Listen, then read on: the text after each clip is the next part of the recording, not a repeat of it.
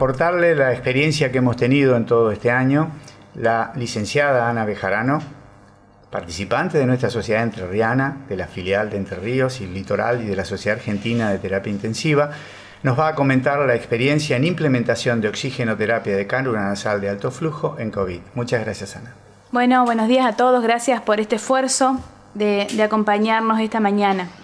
Vamos a hablar un poquito de... Hay bastante poco cuando uno busca en la bibliografía sobre los cuidados en este tipo de pacientes, así que vamos a hablar un poco de lo que dice la bibliografía y un poco de la experiencia que nosotros hemos tenido en estos últimos años. Obviamente, el alto flujo no es una técnica para los pacientes COVID exclusivamente. Esto no surge acá, sino que ya es un mecanismo que estamos usando de alto flujo principalmente en aquellos pacientes con insuficiencia respiratoria hipoxémica, que lo usábamos inclusive antes del COVID, ¿no? Los objetivos de la charla van a ser enumerar los elementos necesarios para comenzar esta oxigenoterapia sin mascarilla. Ya vamos a ver esto del nombre, porque yo creo que el nombre de alto flujo nos ha metido un poco de miedo en esto del COVID. Describir cuáles son los pasos previos al inicio de esta terapia. Hacer énfasis en el monitoreo clínico, que creo que eso es la base de la valoración de estos pacientes. Mostrar cómo se inicia y cómo se retira de forma segura la cánula de alto flujo y cómo implementar un plan de cuidados para evitar algún tipo de complicaciones en nuestros pacientes.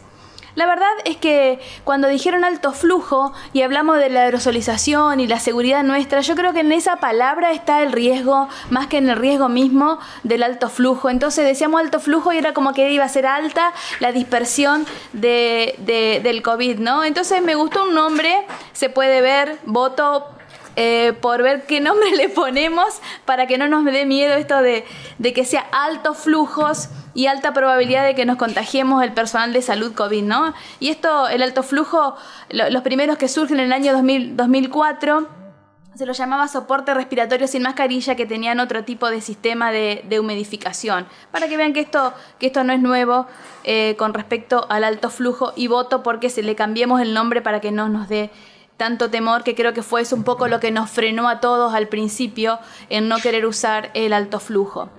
Tiene pro y tiene contra. Los pro, los obvios, que no es invasivo, que proporciona una humedad alta, el 99%, que en realidad toda oxigenoterapia debería tener una humedad relativa entre el 95 y el 100%, pero la verdad que en la práctica la humidificación de la oxigenoterapia es muy difícil.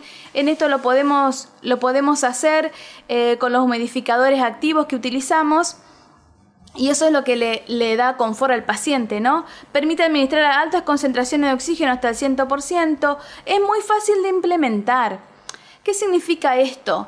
En un principio en la pandemia se repartieron ventiladores mecánicos por todos los lugares y realmente, y lo sabemos quienes trabajamos con este tipo de pacientes en las unidades de cuidados intensivos, todo nuestro saber previo lo agotan estos pacientes. Así que yo creo que es bastante difícil poder enseñar ventilación mecánica en un tiempo récord para que sean tratados bien nuestros pacientes. Yo diría que es imposible sin un entrenamiento previo llegar a hacer eso ahora. Por eso consideramos que al adiestrar a las personas en el alto flujo, obviamente esto depende por supuesto de las indicaciones, pero no es tan difícil. Y el tiempo de entrenamiento es mucho más corto que lo que es la ventilación mecánica, que a muchos nos ha llevado años entender un poco de esto para hoy tratar un poco mejor a nuestros pacientes. El paciente lo tolera muy bien, inclusive lo tolera mejor que la máscara de reservorio. Cuando nos llegan a la terapia intensiva y le quitamos la máscara de reservorio y le colocamos el alto flujo, el paciente siente confort. Y obviamente le permite comer, le permite hablar, que es otra de las cosas, ¿no? Las contras, puede producir rinorrea, ahora vamos a ver cómo los cuidamos. Ojo con el paciente que tiene respiración bucal, que puede llegar a ser menos efectivo. Lo ideal es que el paciente mantenga el mayor tiempo posible la boca cerrada y puede causar erosiones en la nariz. Por eso es muy importante los cuidados que a veces olvidamos, del cuidado de la boca, de la nariz y de los ojos de nuestros pacientes. Principalmente hemos tenido problemas de erosiones en la nariz en pacientes con más de 3-4 días de alto flujo y cuando utilizamos flujos elevados por arriba de 40, 50, 60 de flujo. ¿Qué necesitamos tener? Ahora lo vamos a ver con los bioingenieros pero necesitamos tener el generador de flujo, que puede ser el portátil o el ventilador. El acondicionador del aire inspirado no se puede no hacer sin humidificación. Si no tengo el aparato humidificador, no puedo hacer alto flujo. Y el humidificador me tiene que permitir poner la temperatura en números. Porque por ahí vienen los calentadores que tienen 1, 2, 3 o mínimo y máximo. Tiene que ser certera la temperatura que le tengo que poner, y la cánula nasal, que vamos a ver cómo lo hacemos a eso, ¿no? ¿Cuál elegimos y eso? Esos son los tipos de interfaces. En realidad nosotros en el adulto usamos esta. Ahora después con los bioingenieros vamos a ver las medidas, pero tenemos que tener de varias medidas. Las medidas no solo van a depender de la nariz del paciente, sino que van a depender de los flujos con los que yo trabaje con el paciente. O sea, a mayor número, mayor posibilidad de hacer mayor flujo. Eso me permite después, si el paciente le molesta un poco y es muy grande la que le puse al inicio, cuando le tuve que hacer 80 de flujo y le tuve que poner una cánula número 8, bajársela. Entonces al segundo y tercer día, cuando le manejo flujo por debajo de 40 o de 40, poner una cánula más chica y mejorarle el confort al paciente.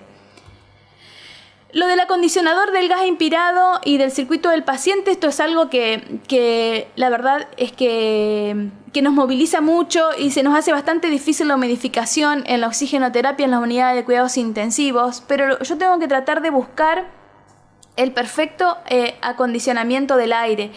¿Cuál es la humedad del 100%? Porque no tengo para medirla. La humedad del 100% es el punto de rocío.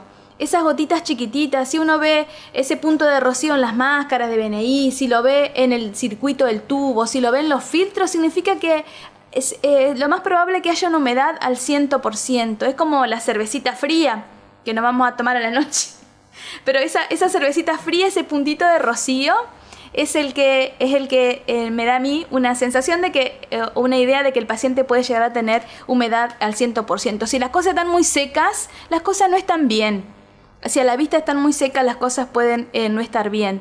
Y para que eso llegue a la humedad, a tener 37 grados y una humedad al 100%, lo ideal es que el paciente, cuando me avisan que el paciente va a venir, yo tengo que encender antes el aparato. Tengo que encenderlo antes porque si no el aparato está frío. Entonces, por más de 20 minutos, 30 minutos le estoy dando al paciente aire frío y seco. O sea, porque el oxígeno que sale frío y seco. Y al paciente le gusta calentito y húmedo porque es la forma de hacerlo y es lo que además le da confort. Entonces, encenderlo siempre antes. La cánula nasal está especialmente diseñada para esta terapia, no la podemos inventar, no podemos crear otra. Lo bueno que tiene la parte siliconada y el calibre de los orificios, que va a depender del número que tenga y del flujo que yo quiera hacer con esos pacientes. Obviamente es más, los orificios son de mayor diámetro del normal y se fabrica de varios tamaños. Tengo que conocerlo, en algunas marcas viene 6, 7, 8, en otras viene S, M, L. Según la que tenga, léanlo para qué flujo sirve cada una de esas cánulas que le consiguieron. Y bueno, la verdad es que si uno dice, bueno, ¿qué programo acá? Según lo que tenga, si tengo los aparatos portátiles o tengo el ventilador. Si tengo el ventilador es más fácil porque lo único que hago es modificar, lo prendo como habitualmente lo prendo, elijo oxigenoterapia y lo único que hago es poner FiO2 y flujo, fin de la historia. Si tengo los portátiles, ahí tengo que agregar, y la temperatura del calentador, ¿no? De 37 grados. De los portátiles, según qué marca tenga, es cómo lo voy a manejar. Pero no deja de ser esto una cosa muy simple. Yo creo que lo más difícil son seleccionar el paciente y el monitoreo clínico. Es de las cosas en las que nos tenemos que adiestrar y abrir el ojo, porque son cosas que todos sabemos y nos las pasamos monitoreando clínicamente a nuestros pacientes. El flujo en los portátiles va hasta 60, en el ventilador va hasta 80. Eso es lo que programo. Flujo, la fracción inspirada de oxígeno y en algunos a la fracción inspirada de oxígeno tengo que manejarle el flujo del Flumeter, que ahora lo vamos a ver, y la temperatura.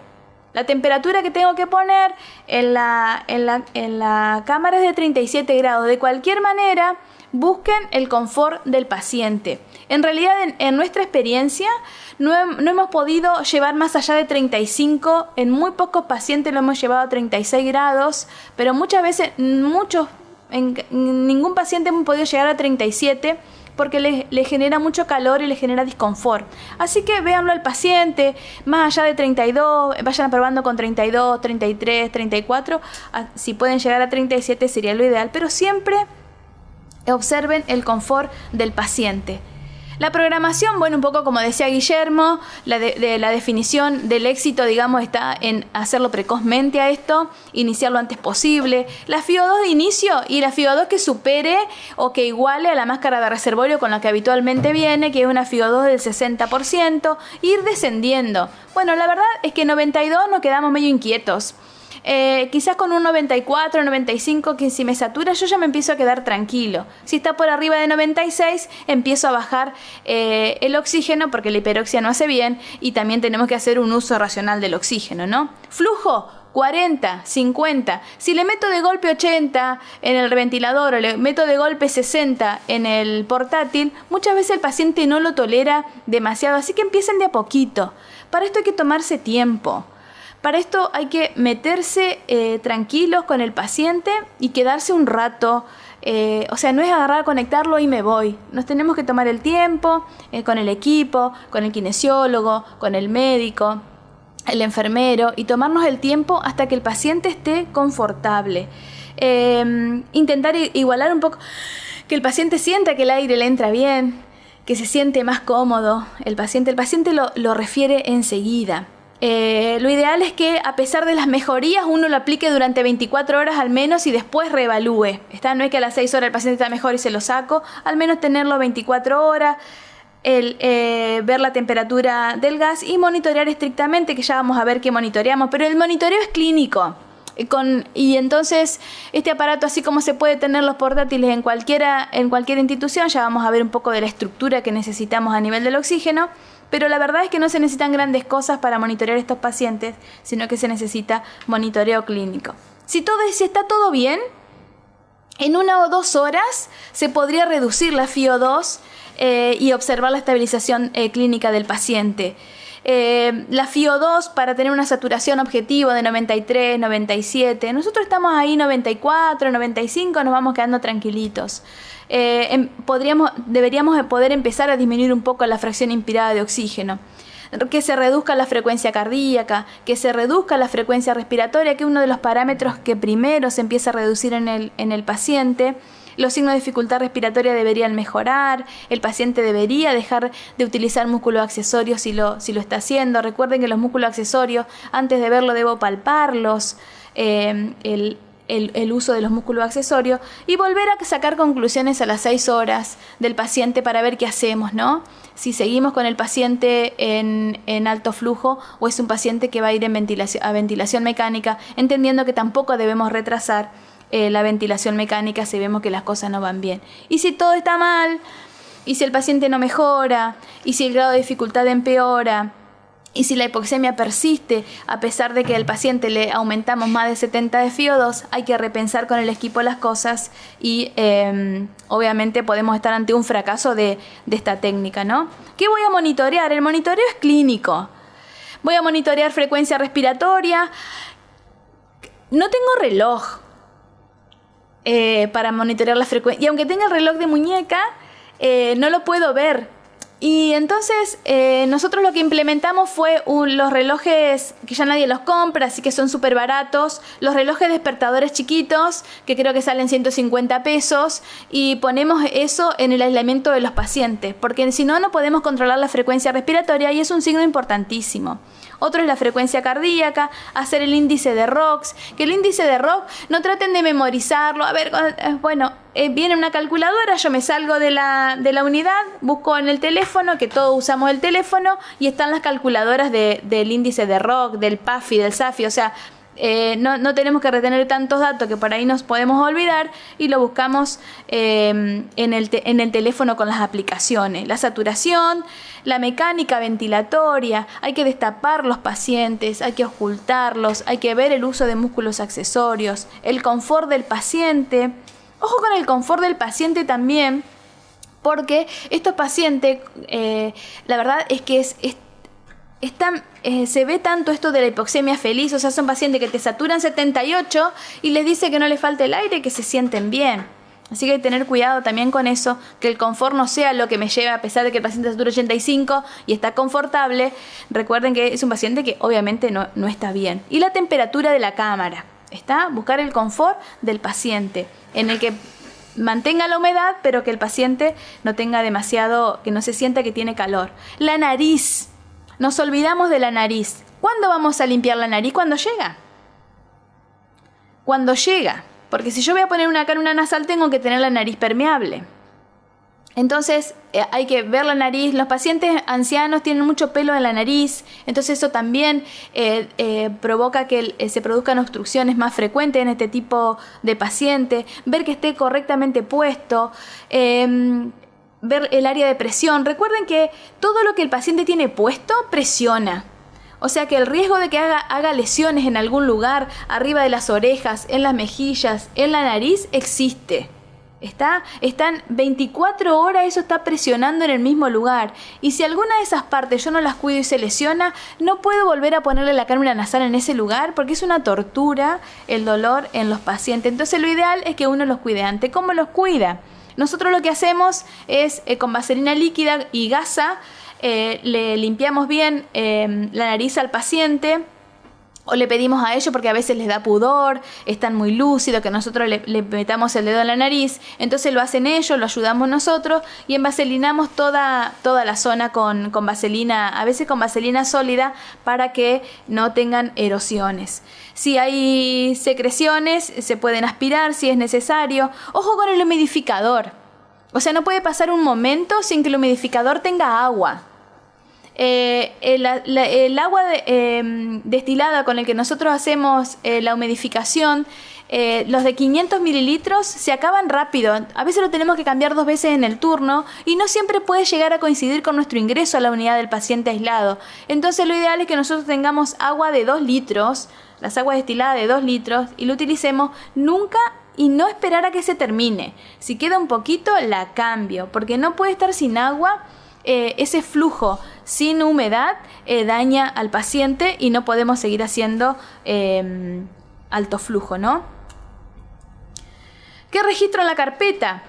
Nosotros tenemos registro de esta parte en la gráfica, en un registro de papel. ¿Sí? Hace el inicio, cada 15 minutos, si las cosas no están bien, cada hora, y si está estable el paciente, se pueden hacer controles cada 2 a 4 horas. Acá no se alcanza a ver bien, pero nosotros registramos el flujo y el oxígeno que tiene el paciente. Lo que no hemos implementado, que vamos a empezar a hacerlo, es la terapia la temperatura del humidificador. O sea, registrar la temperatura del humidificador, la frecuencia respiratoria, la frecuencia cardíaca. Y bueno, como tenemos todo en el teléfono, nosotros le metemos ROG, le sacamos el PAFI, le sacamos el SAFI, hacemos todo los enfermeros, al menos en mi sala. Detalles importantes: controlar regularmente la posición y el ajuste de la cánula nasal. Y acá les quiero dar un detalle, que es que la cánula nasal, además de tener la fijación elástica, que va una detrás de las orejas y una arriba de la cabeza, ojo también cómo se pone eso, los puntos donde apoya,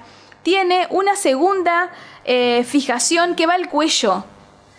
Si yo no pongo esa fijación, como vemos acá en la primera figura, aparte de tironear, se rompe la cánula. Y la cánula se rompe y no nos damos cuenta. Entonces el paciente empieza a desaturar y es porque la cánula tironeó y se rompió porque es bastante frágil. Entonces lo que se tiene que usar es la tirita que viene para eso, que va prendida al cuello y hace una vueltita acá. Eso me permite estabilidad de la cánula nasal en el paciente y además evita que la cánula se rompa, porque aparte son carísimas, después no tengo. Comprobar las fosas nasales, vigilar los puntos de apoyo, no solamente los puntos de apoyo de la cánula nasal, sino los puntos de apoyo de la cabeza, los puntos de apoyo del saturómetro, porque a veces trae dolor en el dedo de los pacientes. Favorecer la higiene bucal, la hidratación oral de los pacientes. Sienten sed, hay que dejarle el vaso cerca. Cada vez que entramos, quien entre, ofrecerle agua al paciente. Vigilar el grado de concentración de la cánula nasal. Lo tocamos, vemos que tenga temperatura, ver que tenga hidratado. Realizar control regular del pulso oxímetro. Eso generalmente se queda conectado en forma continua y registrarlo. Y como les decía, el agua de irrigación de la mayor medida posible para que no se termine. En los aparatos portátiles, en algunos, actúan por mezcla, ¿no? estos aparatos. Entonces tienen flujo y yo le seteamos la FiO2. La FiO2 que le seteemos, según el flujo que manejemos, va a ser el flujo que vamos a poner en el flumíter. Entonces siempre no olvidar que cada vez que modifico el flujo para arriba o para abajo, la fracción inspirada de oxígeno se va a modificar. Entonces si yo bajo el flujo de 50 a 40 y la FiO2 la tenía en 50, si lo bajé, la FiO2 inmediatamente se va a ir de 60, hay que tener cuidado. Entonces, cada vez que modifico el flujo, tengo que ir a fijarme qué FiO2 le quedó para modificar el flujo del flumíter. Eso como atención, porque al principio nosotros nos olvidamos de ese detalle, no lo teníamos en cuenta. Entonces siempre primero modifico flujo y después modifico fracción inspirada de oxígeno, ¿está? Si voy a modificar las dos cosas. Si modifico fracción inspirada de oxígeno, solamente aumento la fracción inspirada de oxígeno y tendré que aumentar el flujo acá en el flumíter en los aparatos portátiles. El barbijo disminuye la aerosolización. Ojo con el barbijo, porque el barbijo, estos barbijos que se atan atrás, ¿quién va a tener puesto barbijo? Aquel paciente que tenga la capacidad de sacárselo por sus propios medios, si se ahoga, si le viene un vómito, algo, ¿está? Entonces lo ideal es que usen con las tiritas elásticas, que el paciente se lo pueda sacar fácilmente, porque si se lo ato atrás y no se lo puede sacar, a veces no tienen fuerza para tironearlo. Pero ojo, lo tiene que tener un paciente que pueda sacárselo y ponérselo por sus propios medios. Usen el de tiritas que es bastante cómodo para ellos y se lo pueden sacar fácilmente. Y también se lo podemos sacar fácilmente nosotros, porque esa es otra. Quienes les ponemos el barbijo somos nosotros. Criterios de falla. Bueno, un poco esto lo habló Guillermo, si el paciente está por una frecuencia respiratoria muy alta y no baja, si aumenta o no mejora el trabajo respiratorio, si la PAFI no mejora, si la saturación no mejora o sigue en descenso. Si un paciente con muchas secreciones y de difícil manejo, obviamente se hace muy difícil hacer esta terapia, si se reduce o no mejora el pH, si hay un deterioro del estado de conciencia, todas estas cosas que son monitoreos clínicos del paciente, ¿no? O sea que los criterios de falla también los podemos valorar sin demasiada tecnología en nuestras unidades. Y así como lo puse, lo tengo que tratar de sacar. Y uno dice, bueno, ¿cuándo lo saco? Esto no tenemos que ocupar todo el día. A la mañana, al mediodía, a la tarde, durante la noche. Ir trabajando con los pacientes. Siempre la forma de sacarla, primero disminuyo la FiO2. ¿Hasta cuándo? Hasta que la pueda reemplazar. O sea, yo no puedo sacar un paciente con 70 de FiO2 porque no tengo cómo reemplazarla con otro método de oxigenoterapia. Entonces, si tiene una FiO2 menos del 50% o menos del 40%, con un flujo menor a 30, o en algunos pacientes esperamos un poquito y esperamos a 25 de flujo o a 20 de flujo, recién ahí pasamos a un sistema de bajo flujo de oxigenoterapia y, por supuesto, no retrasar la intubación orotraqueal. Puntos clave, los que dijo Guillermo con respecto a las funciones que tiene la cánula de alto flujo. Y lo otro es encender antes el equipo, tener cánulas de alto flujo de varios tamaños, tener separado la diferente tubuladura para los equipos, porque una es la tubuladura para el portátil, que por ahí en las instituciones tenemos de los dos, y otra es la tubuladura para el ventilador, tener las tubuladuras bien identificadas en un tupper, caja, lo que ustedes quieran, en un armario, lo que sea, bien identificadas para qué son, un dibujito de cómo se arma, porque en el momento que nos llega con todos los EPP no nos acordamos para qué lado meter en la manguera y metemos mal la manguera, tener dibujitos para poder hacerlo, controlarnos entre nosotros al principio, che, lo hice bien, sacar fotos, mandárselo al que creemos que más sabe, trabajar con los bioingenieros con esto, trabajar con los kinesiólogos, el agua destilada tener de 2 litros para que no se acabe, la higiene de la nariz, porque por donde entra es como el caño de escape, o sea, si se tapa el caño de escape, no sé mucho de mecánica, pero es grave si se tapa el caño de escape. Y adiestrarnos en monitoreo clínico, porque muchas veces los enfermeros no ocultamos, no valoramos el uso de músculos accesorios, entonces adiestrarnos mucho en monitoreo clínico de nuestro paciente y humanizar. Y con esto quiero cerrar, porque a pesar de todo esto, no nos tenemos que olvidar de la parte de humanizar. Por suerte en mi servicio tengo una sala que tiene vidrios y algunas cosas se nos resultan un poco más fácil, ¿no? Pero que haya wifi, que los pacientes puedan tener su teléfono. ¿Por qué le sacan los teléfonos a los pacientes? No entiendo.